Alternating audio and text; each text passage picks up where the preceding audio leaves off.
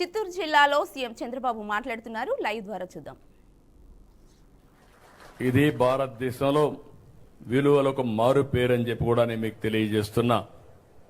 ఇప్పుడు నేను అది ఆలోచించిన తర్వాత వాళ్ళిద్దరికీ ఏ విధంగా చేయాలనో ఆలోచించాను. ఆవిడికి ఇల్లు కూడా లేదు. ఇమ్మీడియట్ గా నేను ఎక్కడైతే హెలికాప్టర్ దిగానో అక్కడ ఇంటి జాగా ఇచ్చి 1 సంవత్సరం లోపల ఇల్లు కట్టిస్తున్నాను. ఒక 2 ఆవులు పట్టించి నెలకు ఒక 15 రూపాయల ఆదాయం వచ్చేట్టుగా ఆవిడికి నేను సహాయం చేస్తున్నాను. ఇంకొక పక్క ఇద్దరి పిల్లలకి ఒక్కొక్కరికి 2 లక్షల రూపాయలు ఫిక్స్డ్ డిపాజిట్ వేసి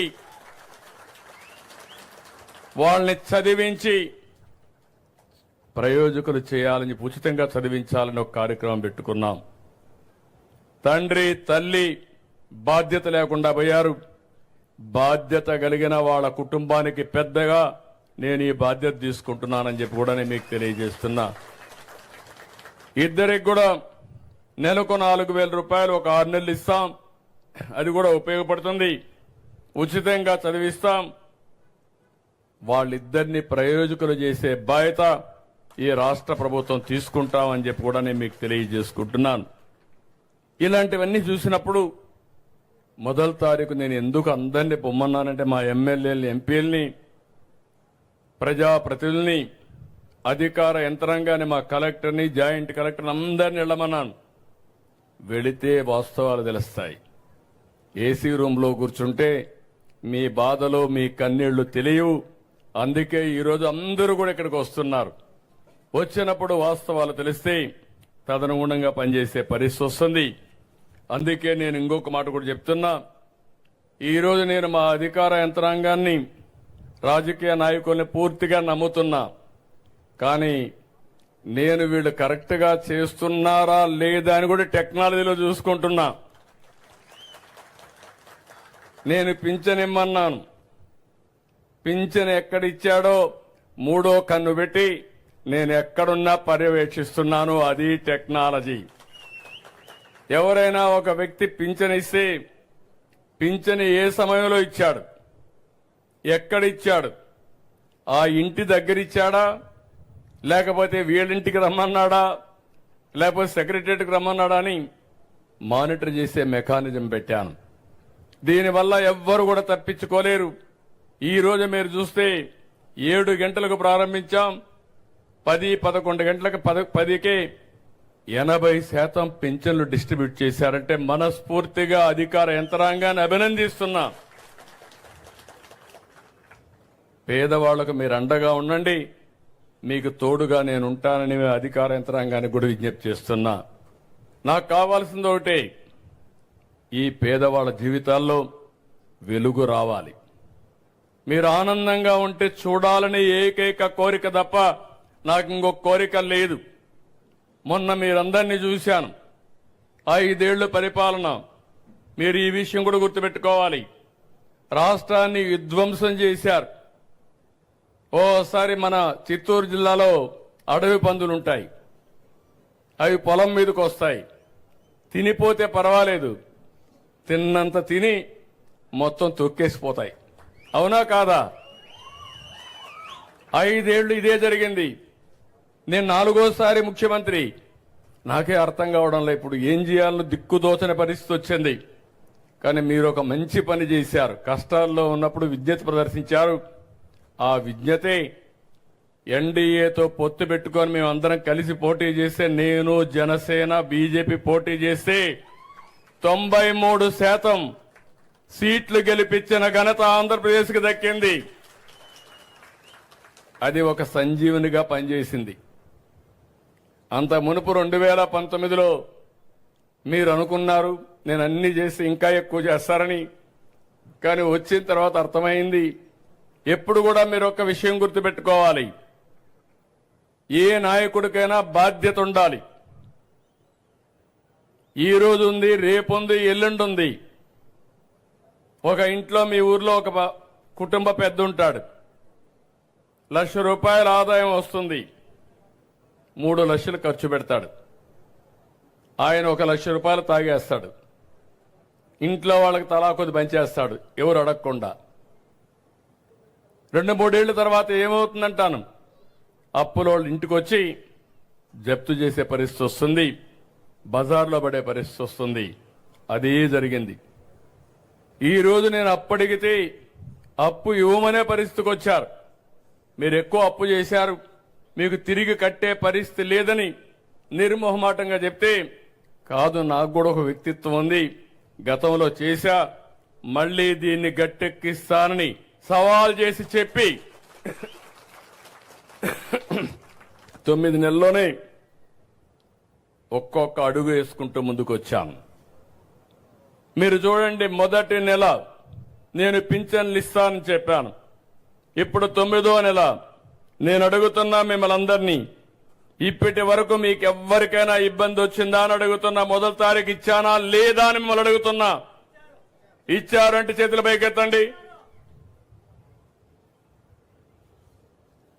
అంటే నేను చెప్పిన మాట నిలబెట్టుకోవడానికి ప్రతి గంట పనిచేస్తున్నా, ప్రతిరోజు పనిచేస్తున్నా, నెలలు లెక్క పెట్టుకుంటున్నా.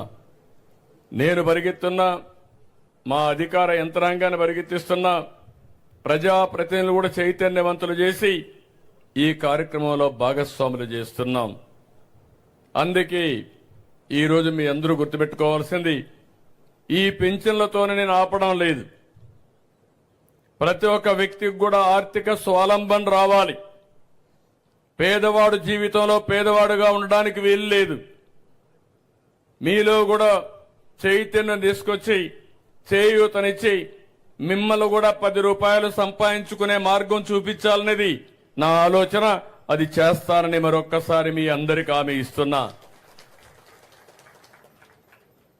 ఈరోజు అందరినీ చూశాను, మీ ఊర్లో అందరికీ సెల్ ఫోన్లు ఉన్నాయి, స్మార్ట్ ఫోన్లు ఉన్నాయి. ఒకప్పుడు 25 ఏళ్ళు 30 ఏళ్లకు మునుపు నేను సెల్ ఫోన్ మాట్లాడితే అందరూ నన్ను ఎగతాళి చేశారు. ఇప్పుడు ఆ సెల్ ఫోన్ లేకపోతే మామూలు పిల్లలు కూడా సెల్ ఫోన్తోనే పుట్టే పరిస్థితికి వచ్చారు. పుట్టంగానే సెల్ ఫోన్ ఇస్తేనే ఏడు పాపేసే పరిస్థితికి వచ్చారు. అలాంటి పరిస్థితుల్లో మనం ఉన్నాం. నిన్ననే మీరు బడ్జెట్ చూశారు, ఈరోజు పేపర్లు అన్నిట్లో వచ్చాయి. మీరు ఒకసారి ఈ బడ్జెట్ చూస్తే ఇది తొలిసారి ఫుల్ బడ్జెట్ పెట్టాం. నేను ఎన్నికల ముందు మీ అందరికి ఒకే మాట చెప్పాను, సంక్షేమ కార్యక్రమాలు పేదవాళ్ళకి ఇవ్వాలి. అందుకే సూపర్ 6 ఇస్తాను. ఎన్నికల మేనిఫెస్టోలో ఏం చేస్తానో చెప్పాను. కానీ ఈరోజు చూస్తే నేను ఆ రోజు చెప్పిన దానికంటే ఇంకా లోతైన గోతులు ఉన్నాయి. రాష్ట్రం అంతా ఎక్కడ చూసినా నాకే దిక్కు తెలియడం లేదు. ఒక అఘాతం ఉంది. ఈరోజు కేంద్రాన్ని కూడా ఎప్పటికప్పుడు అడిగి ఇవన్నీ కూడా మీరు చూస్తే మనం ముందుకు పోయే పరిస్థితికి వచ్చాం. నేను ఎప్పుడూ ఒకదానికి కట్టుబడి ఉన్నాను. సంక్షేమ కార్యక్రమాలకు ఏమాత్రం కొరత లేకుండా పేదవాడిని ఆదుకుంటాను. అదే మాదిరిగా అభివృద్ధిని పరిగెత్తిస్తాను. అభివృద్ధిని నిర్లక్ష్యం చేస్తే సంపద సృష్టించబడదు. సంపద లేకపోతే ఆదాయం రాదు. అప్పు చేసి సంక్షేమాన్ని ఇస్తే అది రాబోయే రోజుల్లో మనం సస్టైనబిలిటీ రాదు. అందుకని ఒక సుపరిపాలన ద్వారా ఈరోజు మీరు చూస్తున్నారు టెక్నాలజీ.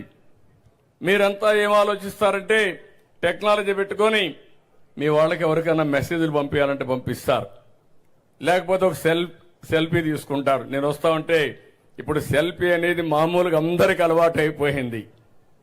కానీ నేను ఆలోచించేది ఆ సెల్ ఫోన్ ద్వారా మీకు మెరుగైన సేవలు ఎట్లా అందించాలనో అందించడానికి మీ ముందుకు వస్తున్నాను. అందుకే ఒక వాట్సాప్ గవర్నెన్స్ అన్నాను. మీరు ఏ ఆఫీసుకు పోయే పని లేదు, మీ చేతుల్లోనే ఈ ప్రభుత్వం ఉంటుంది. ఏ పని కావాలన్నా మీ సెల్ ఫోన్ తీసుకొని కొడితే ఆ సర్టిఫికేట్ కావాలన్నా పని కావాలన్నా రికార్డ్ చేసి అధికార యంత్రాంగం జవాబుదారీతనంగా పనిచేసే పరిస్థితి వస్తుంది. మామూలుగా మీరు ఒకసారి కాగితం ఇస్తే పారేస్తారు, కానీ మెసేజ్ కొడితే మాత్రం అది ఇంక రికార్డ్ అయిపోతుంది. మీరు ఎప్పుడు పెట్టారు, ఏ టైంలో ఇచ్చారు, దానికి కన్సర్న్ ఆఫీసర్ ఏం చేశాడు, మీది సరి అయిన డిమాండ్ అయితే మీ కోరిక అయితే దానిని నెరవేర్చవలసిన బాధ్యత ఈ ప్రభుత్వం పైన ఉందని చెప్పి మరొక్కసారి మీ అందరికి హామీ ఇస్తున్నా. అలాంటి విధానానికి శ్రీకారం చుట్టాను. వ్యవసాయంలో డ్రోన్లు వచ్చాయి, మందు కొనడానికి వచ్చాయి. అదే మాదిరిగా ఎక్కడికక్కడ ఈ యొక్క తెగులుంటే ఆ తెగుళ్లు కూడా చూసి అక్కడే మందు కొట్టే పరిస్థితికి వచ్చాయి.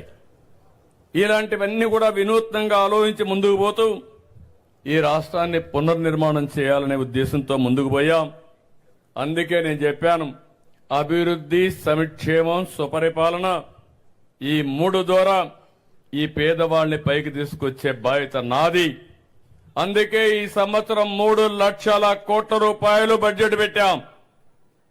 ఈ రోజు చూస్తే ఎన్నో ఇబ్బందులు వచ్చాయి. బకాయిలైతే 1,15,000 కోట్లు పెట్టి వెళ్లారు. ఒక్కొక్కటే బకాయిలన్నీ తీర్చాలి. తీర్చకపోతే బ్యాంకులు కూడా అప్పిచ్చే పరిస్థితులు లేవు. దగ్గర రాష్ట్రంలో 10 లక్షల కోట్ల రూపాయల అప్పుంది. దీనిపైన 25% మన బడ్జెట్ అంతా వడ్డీకి తిరిగి కట్టడానికి సరిపోతుంది. ఒక పక్క దాని అప్పులు వడ్డీ చెల్లిస్తూనే మళ్ళా సంక్షేమాన్ని చేయాలంటే, అభివృద్ధి చేయాలంటే ఎక్కువ సంపాదించాలి. ఆ ఎక్కువ ఏ విధంగా సంపాదించగలుగుతామో దాని మీదనే దృష్టి పెట్టా. చరిత్రలో ఎప్పుడూ జరగని విధంగా 12.92% 9 నెలల పరిపాలనలో గ్రోత్ వచ్చిందంటే అది తెలుగుదేశం పార్టీ సుపరిపాలన ఫలితం అని చెప్పి కూడా నేను మీకు తెలియజేస్తున్నా. ఈ రోజు మీరందరూ గుర్తుపెట్టుకోవాలి, కేంద్రం ఉంది, రాష్ట్రం ఉంది. కేంద్ర ప్రభుత్వంలో కొన్ని కార్యక్రమాలు ఇస్తారు, దానికి మనం కూడా మ్యాచింగ్ గ్రాంట్ ఇవ్వాలి. 100 రూపాయలుంటే కేంద్రం కొన్నిటికి 90 ఇస్తారు, కొన్నిటికి 40 రూపాయలు ఇస్తారు, కొన్నిటికి 50 రూపాయలు ఇస్తారు. దానికి మిగిలింది మ్యాచింగ్ పెట్టి దాన్ని ఉపయోగించుకుంటే మన ప్రజలకు లాభం వస్తుంది. ఇలాంటి 94 కార్యక్రమాలుంటే 94 కార్యక్రమాల్లో వచ్చిన డబ్బుల్ని గత ప్రభుత్వం డైవర్ట్ చేసేశారు, వేరే దానికి వాడుకున్నారు. అసలు వీళ్ళు డబ్బులు పెట్టలేదు, లెక్కలు ఇవ్వలేదు. ఇవ్వకపోతే కేంద్రం నేను పోతే ఈ లెక్కలు లేకపోతే మేమేం చేయలేమంటే దగ్గర మీరు ఒకసారి చూస్తే 9,371 కోట్ల రూపాయలు ఖర్చు పెట్టి కేంద్రానికి మళ్ళా యూసీసీ ఇచ్చి మళ్ళా డబ్బులు రిలీజ్ చేయించే పరిస్థితికి వచ్చాను. దీంట్లో 73 ఇప్పటికే సరిచేశాం. నేను అడుగుతున్నా, 5 ఏళ్లలో మీ ఊర్లో సిమెంట్ రోడ్లు వేశారా అని మిమ్మల్ని అడుగుతున్నా. నేను ఆ రోజు వేసిన రోడ్లే కదా అని అడుగుతున్నా మిమ్మల్ని.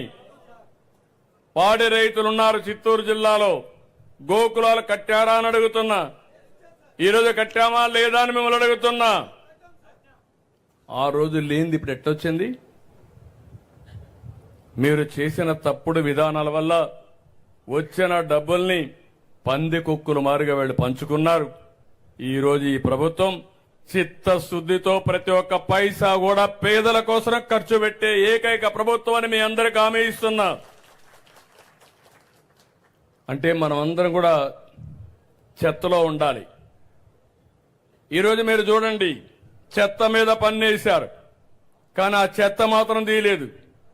నేను ఆ రోజు మీ అందరికీ ఇంటింటి దగ్గర ట్రైసైకిల్ పెట్టి చెత్త కలెక్ట్ చేసి ఆ చెత్తను తీసుకుపోయి పొడి చెత్త, తేమ చెత్త, తడి చెత్త రెండుగా చేసి వేరువేరుగా చేసి కాంపోస్ట్ తయారు చేసి మిగిలిందంతా కూడా ఫ్యాక్టరీలకు పంపించే పరిస్థితికి వచ్చాం. అన్నీ ఆగిపోయినాయి. మళ్ళా అక్టోబర్ నుంచి ఇప్పుడు మళ్ళా రివైవ్ చేస్తున్నాను. అంటే మన గ్రామాల్లో ఒకప్పుడు మీరు చూస్తే రోడ్డు పక్కనే మరుగుదొడ్లు వాడుకునేవాళ్ళం, రోడ్డు పక్కనే చెత్తంతా వేసేవాళ్ళం. ఊరుకొస్తే చెత్త గాని మరుగుదొడ్లు గాని స్వాగతం పలికేటివి. ఈరోజు నాగరిక ప్రపంచంలో సెల్ ఫోన్లు వాడుతున్నాం గాని రోడ్డు పక్కనే మరుగుదొడ్డు చేసుకుంటే ఎంత సబబుగా ఉంటుందో మీరు ఆలోచించాల్సిన అవసరం ఉంది. అందుకే ఇలాంటి కార్యక్రమాలన్నీ చేసి ముందుకు పోతున్నాం. మొన్నటి వరకు మీరు చూశారు, ఏ రోడ్డైనా బాగుందా అని మిమ్మల్ని అడుగుతున్నాం అన్నటి వరకు గుంతలే గుంతలు. ఆ గోతులు ఎంత పెరిగాయంటే 5 ఏళ్లలో ప్రమాద సంఘటనకు వెళ్లిపోయినాయి. వాహనాలు ప్రయాణం చేసేలేని పరిస్థితి, చాలా ఇబ్బందులు వచ్చాయి. ఈరోజు మీరు చూడండి, 20,000 కిలోమీటర్లు ఈ 4-5 నెలల్లో 80% నుంచి 85% రోడ్లన్నీ గుంతలు పూడ్చి మళ్లీ మీరు సుజావుగా ప్రయాణం చేయడానికి చేసిన ప్రభుత్వం ఇది. అవి కూడా ఇంకొక నెలకు 2 నెలలకు అయిపోతాయి. ఇప్పుడే మీరు ఇక్కడ చూస్తున్నారు, తర్చూరు రోడ్డు వస్తా ఉంది. చిత్తూరు నుంచి బెంగళూరుకి చెన్నై రోడ్డు వస్తా ఉంది. ఆ రోడ్డు వస్తే ఏవైతే గేట్లు కూడా ఎక్కడెక్కడ పెట్టకుండా యాక్సెస్ సెంటర్లు పెట్టి ఒక్కొక్క నియోజకవర్గం దగ్గర పెట్టి ఇక్కడి నుంచి నేరుగా చెన్నైకి పోవాలంటే ఇప్పుడు 2 గంటలు 3 గంటలు పడుతుంది. రేపు ఒక 50 నిమిషాల్లో వెళ్లిపోయే పరిస్థితి వస్తుంది. తిరుపతి కంటే ముందే వెళ్లిపోతారు మీరు. అలాంటి రోడ్డు 4 లేన్ రోడ్డు, అదే మరి డబల్ లేన్ కింద పెట్టి బ్రహ్మాండంగా వస్తే కాన్స్టిట్యున్సీ రోడ్లు చూస్తే నడవలేని పరిస్థితి ఏమనాలి నేను అడుగుతున్నా. అందుకని అవన్నీ కూడా ఇప్పుడు రిపేర్ చేపిస్తున్నాం. ఇవన్నీ ముందుకు తీసుకుపోతామని చెప్పి కూడా నేను మీకు తెలియజేస్తున్నా. ఈరోజు ఇంకొక పక్కన మీరు ఒకసారి చూస్తే ఉద్యోగస్తులు కూడా ఒకప్పుడు జీతాలు వచ్చేటివి కాదు. ఈరోజు మీకు కూడా 1వ తారీఖున పింఛన్దారులకు గాని ఉద్యోగస్తులకు గాని సకాలంలో ఇచ్చే పరిస్థితికి వచ్చాం. 8 నెలల్లో వెళ్లి పెట్టిన బకాయిలు 24,000 కోట్ల రూపాయలు తీర్చే పరిస్థితికి వచ్చాం. ఇవన్నీ చేసి మళ్ళా బడ్జెట్లో ఈరోజు కేటాయింపులు మీరే చూశారు. నేను ఒకటే చెప్తున్నా, ఇప్పుడిప్పుడే నిలదొక్కుంటున్నాం, ఇంకా స్పీడ్ వేస్తాం. తప్పకుండా మళ్లీ మీరందరూ మెచ్చుకునే మెరుగైన పాలనిచ్చే బాధ్యత మాదే అని మీ అందరికీ హామీ ఇస్తున్నా.